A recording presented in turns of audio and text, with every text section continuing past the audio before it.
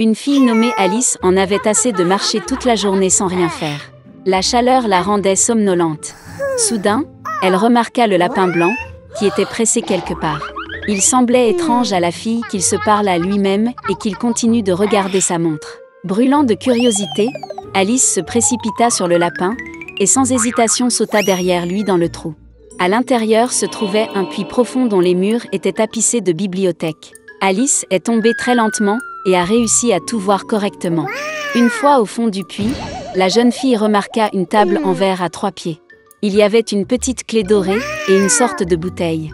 Alice a essayé d'ouvrir la porte avec la clé, mais elle était trop petite. Regardant autour d'elle, elle vit une petite porte. Pour l'ouvrir et se retrouver dans un magnifique jardin, Alice a dû boire dans une bouteille sur la table. Après avoir pris quelques gorgées, sa taille a commencé à diminuer. La fille rétrécit si vite qu'elle n'eut pas le temps de prendre la clé de la table. Puis, elle vit une tarte magique sur le sol. Dès qu'Alice a pris une bouchée, elle a commencé à grandir rapidement vers le haut. La fille a tellement grandi qu'elle ne pouvait plus franchir la porte chérie. Alice se mit à pleurer tellement que bientôt une énorme flaque d'eau se forma près d'elle. À ce moment-là, elle remarqua le lapin blanc. La fille l'a appelé, mais il était pressé et, effrayé, a laissé tomber ses gants et son éventail. Alice les ramassa et vit comment elle commençait à rétrécir. La raison était un fan magique.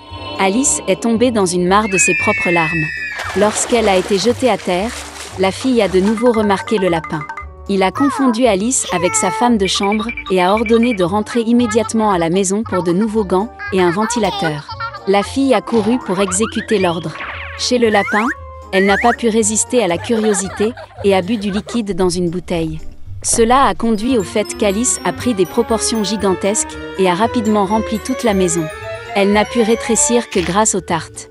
Ayant retrouvé ses dimensions précédentes, la fille s'est enfuie. Bientôt, elle vit un énorme champignon sur lequel était assise une grosse chenille bleue.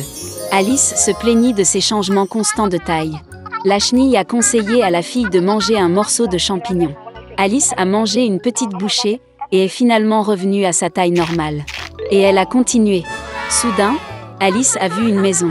En rentrant, la jeune fille se retrouva dans la cuisine, dans laquelle elle vit la duchesse avec un bébé qui pleurait dans ses bras. Un énorme chat était assis sur le sol, souriant d'une oreille à l'autre. La duchesse a expliqué à Alice qu'il souriait parce que c'était un chat duchessire. Soudain, le chat a disparu et le bébé a éclaté en sanglots. La duchesse a donné l'enfant à Alice et elle-même est allée chez la reine. La fille a été surprise de constater qu'elle ne tenait pas un enfant, mais un vrai petit cochon.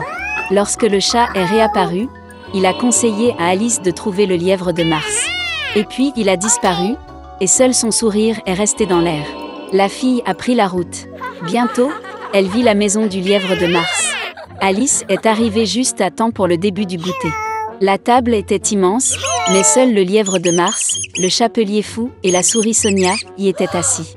Ils n'ont laissé personne s'asseoir à table et ont dit qu'il n'y avait pas de place. Alice a appris qu'il était forcé de boire du thé continuellement comme punition pour avoir tué Time. Le lièvre et le chapelier se moquaient de la fille de toutes les manières possibles et se moquaient d'elle. Incapable de tolérer une telle impolitesse, elle se leva silencieusement et partit. Bientôt, Alice se retrouva dans un magnifique jardin. Elle remarqua des jardiniers qui ressemblaient à des cartes à jouer. Ils ont teint les roses blanches en rouge. La fille en a été très surprise. Elle a appris que leur reine aimait les roses rouges et que seules les blanches poussaient. La reine exécuta ses serviteurs pour la moindre offense. Les jardiniers ont dit qu'elle jugeait le serviteur qui avait volé les biscuits en ce moment. Alice était très intéressée et elle est allée au tribunal. Là, elle a vu le lièvre de Mars et le chapelier fou témoigner. Quand ils eurent fini, la reine convoqua soudain Alice pour l'interroger. La fille a répondu qu'elle ne savait rien et a ordonné de laisser partir le domestique. La reine s'est fâchée et a ordonné d'attraper la fille. À ce moment, Alice sentit qu'elle recommençait à grandir. La fille se rendit compte que ce n'était que des cartes et elle n'en avait pas peur. Et à ce moment précis, la magie a disparu. Alice s'est réveillée dans la même clairière où elle a vu le lapin blanc pour la première fois. Il y avait un paysage familier autour, des sons familiers ont été entendus. Ce n'était donc qu'un rêve, pensa Alice. Une petite souris vivait dans une forêt. Il était très lâche et avait peur même du bruit du vent. Tous les animaux de la forêt se moquaient de lui. Et puis, un jour, la petite souris rassembla toute sa volonté dans un point et alla vers le roi de la jungle. Le lion venait de terminer son dîner et somnolait tranquillement à l'ombre, ronflant bruyamment. La souris s'approcha de lui et commença à grimper sur la queue. Tous les animaux étaient curieux de savoir ce qu'il faisait. La petite souris avait très peur, mais il essaya très fort de ne pas le remarquer. Il monta sur le dos du lion, et avec un regard important apparut devant ses amis. Et puis le lion s'est réveillé. D'un mouvement, il jeta la souris au sol et grogna de façon menaçante. Tous les autres animaux étaient très excités. Ils pensaient que le lion était sur le point d'avaler la souris.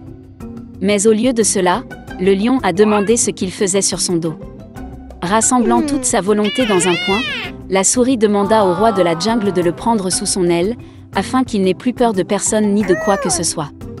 Parce qu'il était l'animal le plus lâche de la forêt. Et en retour, il a offert son aide. Le lion écouta silencieusement la souris. Mais il ne pouvait pas comprendre comment une petite souris pouvait aider un lion grand et fort. Au début, il éclata de rire, puis avec un grand rugissement chassa l'homme insolent. La souris s'enfuit instantanément, heureuse que le lion ne le mange pas. Tous les autres animaux ont couru après lui. Un certain temps s'est écoulé. Le lion a eu faim et est allé chasser. Mais il n'a pas remarqué le piège tendu par les chasseurs et y est tombé. Le roi des bêtes était suspendu dans les airs, pris dans un filet de chasse. Il a essayé de s'en sortir, mais n'a pas pu le faire. Et comme le lion était le roi de la jungle, il ne pouvait pas se résoudre à crier à l'aide. De plus, les chasseurs pouvaient l'entendre. Les animaux ont vu le lion, mais personne n'a osé s'approcher de lui. Et le lion a décidé de faire confiance au destin, sans rien faire. Par accident, la même petite souris était à proximité. Voyant le roi des bêtes dans les filets, il décida de l'aider. La souris grimpa sur la longue queue du lion, lorsqu'elle atteignit le filet, se mit à la ronger. Après un certain temps, toute une foule d'animaux s'est rassemblée près du piège. C'était intéressant pour tout le monde de regarder ce qui se passait.